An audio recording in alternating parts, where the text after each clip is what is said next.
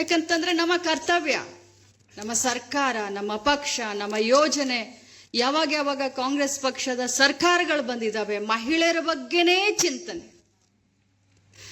ಈ ಸಮಾಜದಲ್ಲಿ ತುಳಿತಕ್ಕೆ ಒಳಗಾದಂಥ ವರ್ಗ ಮಹಿಳೆಯರನ್ನ ಜಾತ್ಯತೀತವಾಗಿ, ಅವರು ಶ್ರೀಮಂತರಿರ್ಬೋದು, ಬಡವರು ಇರ್ಬೋದು, ಯಾವುದೇ ಜಾತಿಯವರು, ಮಹಿಳೆಯನ್ನ ಮುಖ್ಯವಾಹಿನಿಗೆ ಯಾವ ರೀತಿ ತೆಗೆದುಕೊಂಡು ಬರಬೇಕು, ಮಹಿಳೆಯನ್ನ ಸದೃಢ ಯಾವ ರೀತಿ ಮಾಡಬೇಕು, ಮಹಿಳೆಯ ಸಬಲೀಕರಣ ಯಾವ ರೀತಿ ಮಾಡಬೇಕು ಅಂತ ಹೇಳಿ ಇಂದಿರಾ ಗಾಂಧಿಯವರಿಂದ ಹಿಡ್ಕೊಂಡು ಇವತ್ತಿನ ಸಿದ್ದರಾಮಯ್ಯನವರವರೆಗೂ ನಮ್ದು ಒಂದೇ ಚಿಂತನೆ.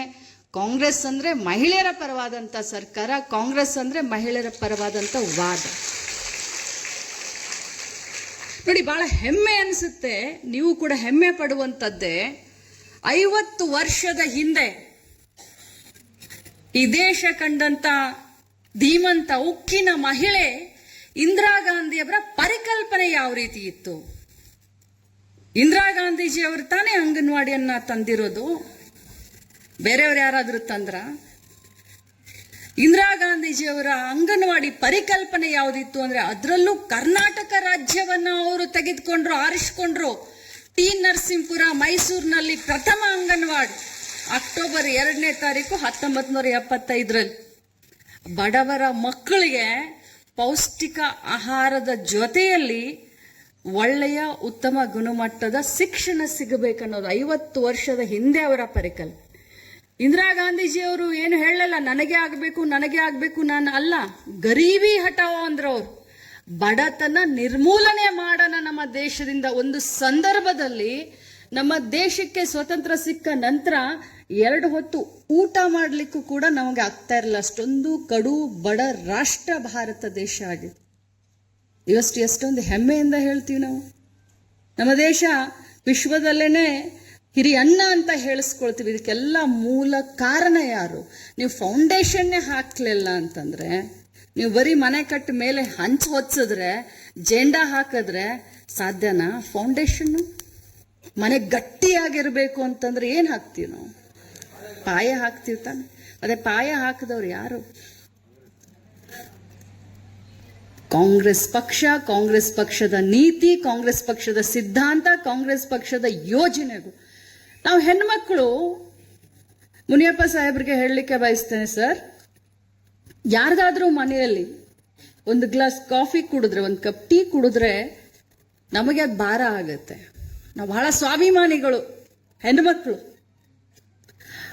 ಯಾವಾಗ ಆ ಭಾರ ಕಳ್ಕೊಳ್ತೀವಿ, ಆಗ ಅವ್ರನ್ನ ನಮ್ಮನೆಗೆ ಕರೆದು ಅವ್ರಿಗೆ ಟೀ ಕುಡಿಸಿ ಅವ್ರಿಗೆ ಮತ್ತೆ ಏನಾದ್ರೂ ತಿಂಡಿ ತಿನ್ನಿಸ್ಬೇಕು ಅಂದಾಗ ನಮ್ಮ ಮನಸ್ಸಿಗೆ ಸಂತೋಷ ಆಗತ್ತೆ.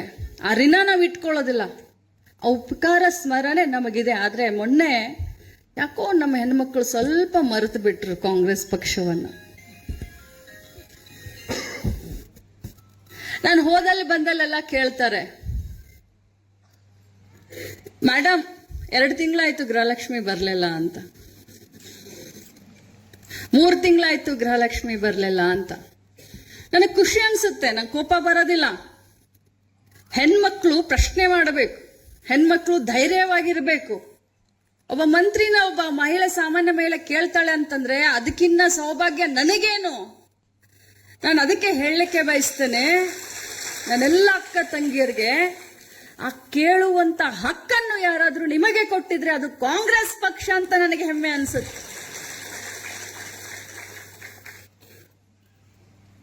ಇಲ್ಲಿಯವರೆಗೆ ಸರ್ 900 ಕೋಟಿ ಹತ್ರ ನಮ್ಮ ಗ್ಯಾರಂಟಿ ಅಧ್ಯಕ್ಷರು ಹೇಳ್ತಾ ಇದ್ರು. ಈ ಜಿಲ್ಲೆಗೆ ಸುಮಾರು 900 ಕೋಟಿ ಹತ್ರ ನಾವು ಗೃಹಲಕ್ಷ್ಮಿಯ ಹಣವನ್ನ ಕೊಟ್ಟಿದ್ದೇವೆ. ಒಬ್ಬೊಬ್ಬರಿಗೆ 44,000 ರೂಪಾಯಿ ಒಬ್ಬೊಬ್ಬರಿಗೆ.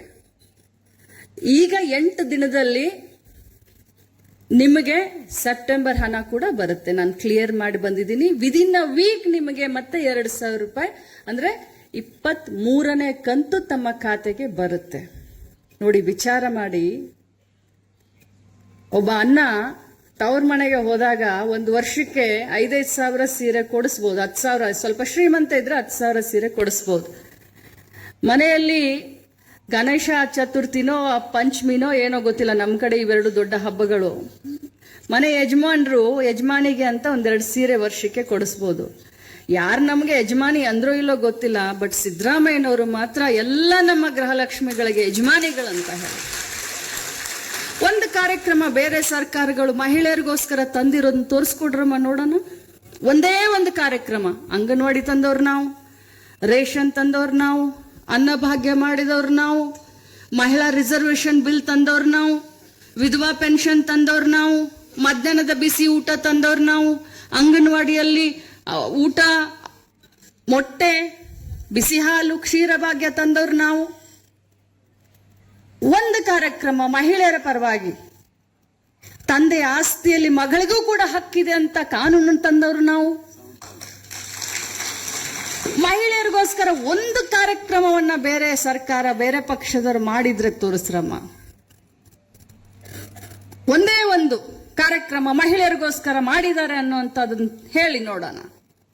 ಸಾಧ್ಯನೇ ಇಲ್ಲ. ನಾನು ಅದಕ್ಕೆ ತಮ್ಮೆಲ್ಲರಿಗೂ ಏನು ಹೇಳಲಿಕ್ಕೆ ಬಯಸ್ತೇನೆ, ಆಮೇಲೆ ನನ್ನ ಕಾರ್ಯಕ್ರಮದ ಬಗ್ಗೆ ಹೇಳ್ತೀನಿ. ನಾವು ಮಹಿಳೆಯರು, ನಾವು ಕೃತಜ್ಞತಾ ಭಾವನೆ ನಮ್ಮಲ್ಲಿ ಇರಬೇಕು. ಇವತ್ತು ನಾನು ಹೇಳ್ತಿದ್ದೀನಿ ಅಂದ ತಕ್ಷಣ ನೀವೆಲ್ಲ ಬದಲಾಗ್ತೀರಿ ಅಂತ ಆ ಭ್ರಮೆಯಲ್ಲೂ ಕೂಡ ನಾನಿಲ್ಲ. ಆದ್ರೆ ಮಹಿಳೆಯರು ವಿಚಾರವಂತರು, ವಿಚಾರ ಮಾಡಿ ಅಂತ ಹೇಳಿ ಒಬ್ಬ ತಂಗಿಯಾಗಿ, ಒಬ್ಬ ಅಕ್ಕ ಆಗಿ ತಮಗೆ ನಾನು ವಿನಂತಿಯನ್ನ ಮಾಡ್ಕೊಳ್ತೀನಿ. ಇವತ್ತು ನಾನು ಸ್ವಂತ ಈ ಸುವರ್ಣ ಮಹೋತ್ಸವಕ್ಕೆ ನಮ್ಮ ಬೆಂಗಳೂರು ಗ್ರಾಮಾಂತರ ಜಿಲ್ಲೆಯಿಂದ ತಾವೆಲ್ಲರೂ ಬನ್ನಿ ಅಂತ ತಮ್ಮನ್ನ ವೈಯಕ್ತಿಕವಾಗಿ ಆಹ್ವಾನ ಮಾಡಲಿಕ್ಕೆ ನಾನು ಇಲ್ಲಿ ಬಂದಿದ್ದೀನಿ. ತಾವೆಲ್ಲರೂ ಆ ಕಾರ್ಯಕ್ರಮಕ್ಕೆ ಬರಬೇಕು. ಆ ಕಾರ್ಯಕ್ರಮವನ್ನ ನಾನು ಹೇಳ್ದ ಹಾಗೆ 50 ವರ್ಷದ ಇತಿಹಾಸ, ಮುಂದೆ ಬರುವಂತ 50 ವರ್ಷಕ್ಕೆ ಇತಿಹಾಸವನ್ನ ನಿರ್ಮಾಣ ಮಾಡಲಿಕ್ಕೆ 3 ದೊಡ್ಡ ಯೋಜನೆಯನ್ನ ತೆಗೆದುಕೊಂಡು ಬಂದಿದ್ದೀವಿ. ಮೊದಲನೇದಾಗಿ ಅಕ್ಕಪಡೆ, ಎರಡನೇದಾಗಿ ಗೃಹಲಕ್ಷ್ಮಿ ವಿವಿಧೋದ್ದೇಶ ಸಹಕಾರಿ ಸಂಘ, ಮೂರನೇದು ತಮ್ಗೆಲ್ಲರಿಗೂ ಗೊತ್ತಿದೆ, ಅಂಗನವಾಡಿಗಳನ್ನ ಗವರ್ಮೆಂಟ್ ಮಾಂಟೆಸರಿ ಅಂದ್ರೆ LKG UKG ಮಾಡಬೇಕು ಅನ್ನುವಂತ 3 ಗುರುತರವಾದಂತ ಯೋಜನೆಗಳನ್ನ ನಾವು 28ನೇ ತಾರೀಕು ಲೋಕಾರ್ಪಣೆಯನ್ನ ಮಾಡ್ತಾ ಇದ್ದೀವಿ. ನನಗೆ ವಿಶೇಷವಾಗಿ ಈ 3 ಯೋಜನೆಗಳು ನನ್ನ ಹೃದಯಕ್ಕೆ ಬಹಳಷ್ಟು ಹತ್ರ. ಅದರಲ್ಲೂ ಅಕ್ಕಪಡೆ, ಹೆಸರೇ ಹೇಳೋ ಹಾಗೆ ಅಕ್ಕಪಡೆ ಒಂದು ವಿಶೇಷತೆಯನ್ನ ಹೊಂದಿದಂತ ಪಡೆ. ಈ ಅಕ್ಕಪಡೆ ನಾವು ಗೃಹ ಇಲಾಖೆಯವರ ಜೊತೆ, ಅಂದ್ರೆ ಪೊಲೀಸ್ ಇಲಾಖೆಯವರ ಜೊತೆಯಲ್ಲಿ, ಅವರ ಸಂಯೋಗದಲ್ಲಿ, ಅವರ ಸಹಕಾರದೊಂದಿಗೆ ನಮ್ಮ ಇಲಾಖೆ ಕೆಲಸ ಮಾಡಲಿಕ್ಕೆ ನಾವು ಸನ್ನದ್ಧರಾಗ್ತಾ ಇದ್ದೇವೆ. ನಮ್ಮ ಇಲಾಖೆಯಲ್ಲಿ ಸಾಂತ್ವನ ಕೇಂದ್ರಗಳಿದಾವೆ, ನಮ್ಮ ಇಲಾಖೆಯಲ್ಲಿ ಸಖಿ ಒನ್ ಸ್ಟಾಪ್ ಸೆಂಟರ್ಗಳಿದಾವೆ. ಇದ್ರ ಮುಂದುವರೆದಂತ ಭಾಗ, ಇನ್ನೂ ಹತ್ರ ಸಮಾಜಕ್ಕೆ ಹೋಗೋಣ, ಇನ್ನೂ ನಮ್ಮ ಅಕ್ಕ ತಂಗಿಯರಿಗೆ ತೊಂದರೆ ಆದ್ರೆ ಇನ್ನೂ ಸ್ವಲ್ಪ ಅವರ ಹತ್ರ ಹೋಗೋಣ ಅಂತ ಹೇಳಿ ಅಕ್ಕಪಡೆಯನ್ನ ಮಾಡ್ತಾ ಇದ್ದೇವೆ. ಪ್ರತಿ ಜಿಲ್ಲೆ 31 ಜಿಲ್ಲೆಯಲ್ಲೂ ಕೂಡ ಅಕ್ಕಪಡೆ 28ನೇ ತಾರೀಕಿನಿಂದ ಕೆಲಸವನ್ನ ಪ್ರಾರಂಭ ಮಾಡ್ತಾ ಇದೆ. ಅದರಲ್ಲಿ 6 ಜನ ಮಹಿಳೆಯರು ಏನು ಈಗಾಗಲೇ ಹೋಮ್ ಗಾರ್ಡ್ಸ್ ನಲ್ಲಿ ಸೆಲೆಕ್ಟ್ ಆಗಿರ್ತಾರೆ ಅಥವಾ NCC ಕೆಡೆಟ್ಸ್ ಆಗಿರ್ತಾರೆ. 6 ಜನ ಮಹಿಳೆಯರನ್ನ ತಗೊಳ್ತೀವಿ, ಒಬ್ಬರನ್ನ ಡ್ರೈವರ್ ತಗೊಳ್ತೀವಿ. ಅದರಲ್ಲಿ 2 ಪೊಲೀಸ್ ಇಲಾಖೆಯಿಂದ 2 ಮಹಿಳಾ ಪೊಲೀಸರ್ಸ್ ಕೂಡ ಇರ್ತಾರೆ. ನಾವು ಗಾಡಿ ಕೊಡ್ತೀವಿ. ಅವರ ಕೆಲಸ ಏನು ಅಂತಂದ್ರೆ, ಸರ್, ಅವರು ಕಾಲೇಜ್ಗೆ ಹೋಗ್ತಾರೆ, ಮಹಿಳಾ ಹಾಸ್ಟೆಲ್ಗಳಿಗೆ ಹೋಗ್ತಾರೆ, ದೇವಸ್ಥಾನದ ಹತ್ರ ಹೋಗ್ತಾರೆ, ಗಾರ್ಡನ್ಗಳ ಹತ್ರ, ಜಾತ್ರೆ ಹತ್ರ, ಮದುವೆ ಸಮಾರಂಭದ ಹತ್ರ, ಸಾರ್ವಜನಿಕ ಎಲ್ಲ ಸ್ಥಳಗಳು, ಬಸ್ ಸ್ಟ್ಯಾಂಡ್ ಇರಬಹುದು, ಫಿಲ್ಮ್ ಥಿಯೇಟರ್ಗಳು ಇರಬಹುದು, ಮತ್ತೊಂದಿರಬಹುದು, ಸಾರ್ವಜನಿಕ ಎಲ್ಲ ಸ್ಥಳಗಳ ಹತ್ರ ಬೆಳಗ್ಗೆ 9 ಗಂಟೆಯಿಂದ ರಾತ್ರಿ 8 ಗಂಟೆವರೆಗೂ ಗಸ್ತು ತಿರುಗ್ತಾ ಇರ್ತಾರೆ.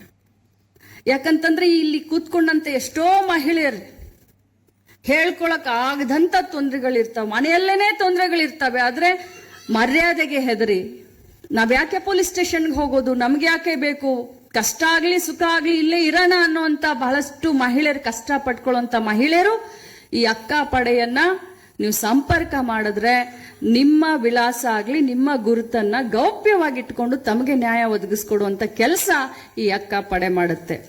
ಕಾಲೇಜ್ ಹೋಗುವಂತ ಸಂದರ್ಭದಲ್ಲಿ ಬಸ್ ಸ್ಟ್ಯಾಂಡ್ ಹತ್ರ ಯಾರೋ ಹುಡುಗ ಹುಡುಗಿನ ಕೀಟಲೆ ಮಾಡಿದ್ರೆ ಮರ್ಯಾದೆಗೆ ಹೆದರು ಮನೆಯಲ್ಲೂ ಹೇಳೋದಿಲ್ಲ, ಬೇರೆಯವ್ರಿಗೂ ಹೇಳೋದಿಲ್ಲ.